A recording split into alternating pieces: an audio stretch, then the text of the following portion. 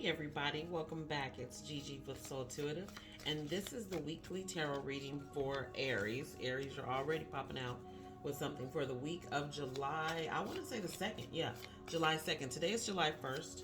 Um, yeah, it's July 1st. We're starting into the second half or the back half of 2023, and the first half of 2023 was already a roller coaster. So not that I'm calling in all that roller coaster energy for the rest of the year, but it will be interesting to see what is coming.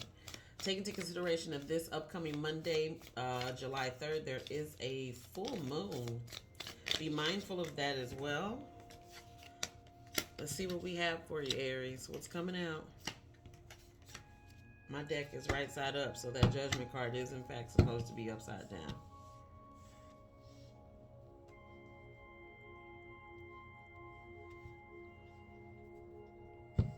You start out with the Queen of Cups energy.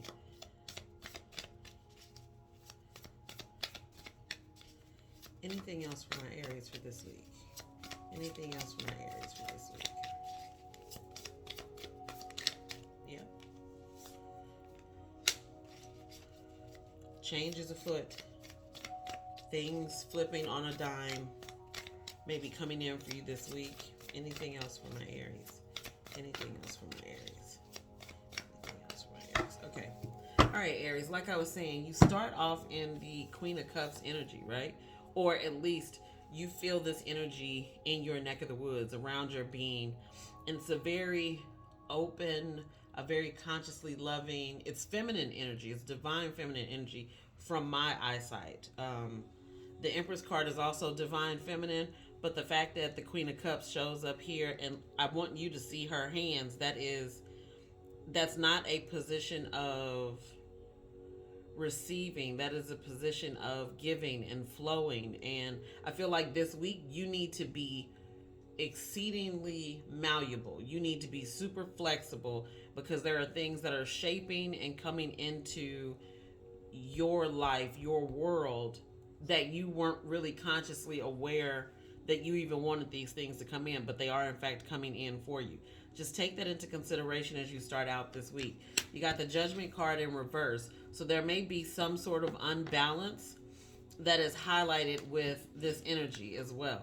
So she comes in, she's all woo. Let me not say woo woo.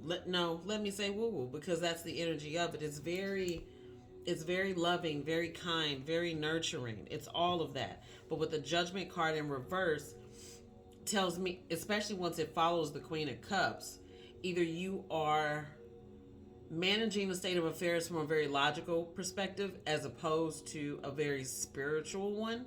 That may be the case. Maybe that's what you need to do this week, and you need to be more logical about a situation, an instance, a person, or whatever the case may be. You need to be more logical about that than you need to be emotional about it, so to speak. However, that Judgment card in reverse is in fact followed by the Seven of Cups, right? You'll have a multitude of options coming in, things that you need to change, things that you need to alter at the last minute or even in place of. However, on the back end of this week is this wonderful Tower card, which, okay, no need to, it's not spooky weird, but it's definitely here and it's definitely showing up, telling you that there is abrupt change afoot, right? That's happening for you this week. Following the holiday, closer towards the end of the week, you will have something abruptly turn on a dime. Good, bad, indifferent, it just will, right? Let's get some more information. I want to grab a Spirit Allies card for you. See what we have for Aries this week.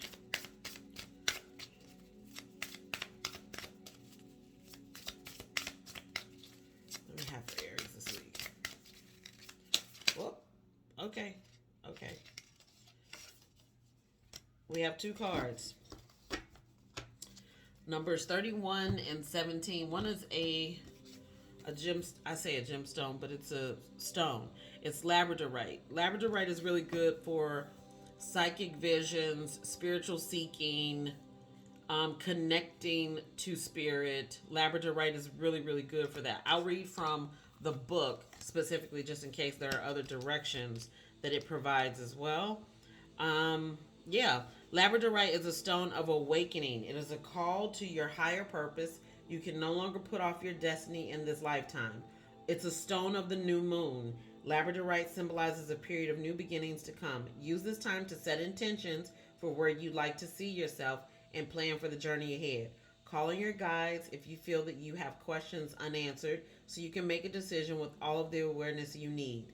Now is not the time to rush, it is the time to recognize the transformation to come and to prepare yourself to welcome it with open arms. Thank you, thank you, thank you, Spirit.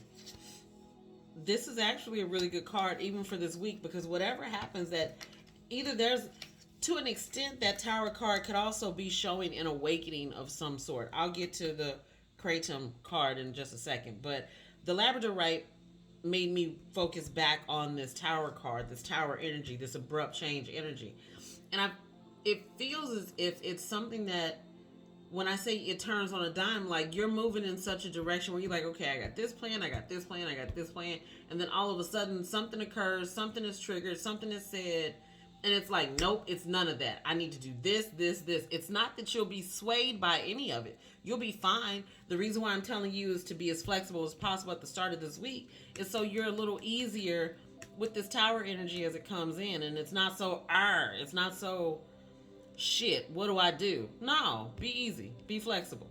Spirit always leads. Your team is always surrounding you. Your team is always there. Sometimes you just need to lean in.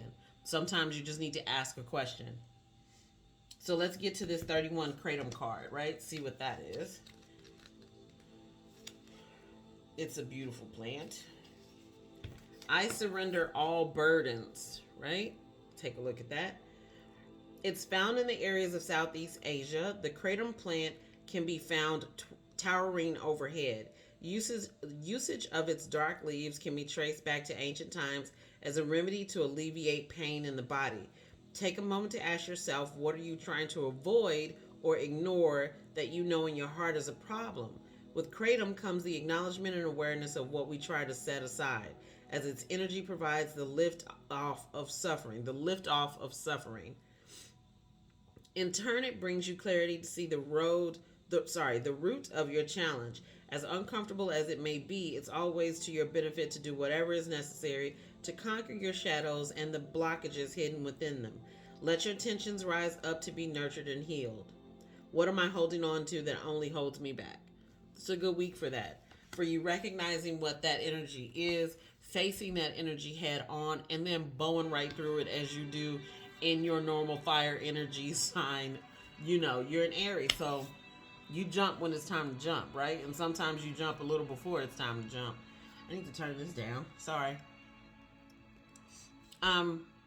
But I think overall, this is a good week for you. At the end of this week, and not even at the end of this week, even at the start of this week, always remember to nurture yourself. When you realize that there are portions of you that need healing, that need love, that need mothering, you can in fact nurture yourself. It's important for you to heal yourself. It makes the journey that you're on a little easier to manage. It makes teaching the people that you need to teach in this journey a little easier to teach. But you got to heal yourself. You got to work with yourself. You got to take care of you in order to be able to take care of everyone else. Ashe, Aries, thank you very much for being present. You honor me by being present, and I honor you. Until next week, peace. Be sure to check out the monthly readings that are coming up. You'll actually see my wonderful face. Until then, next time, peace.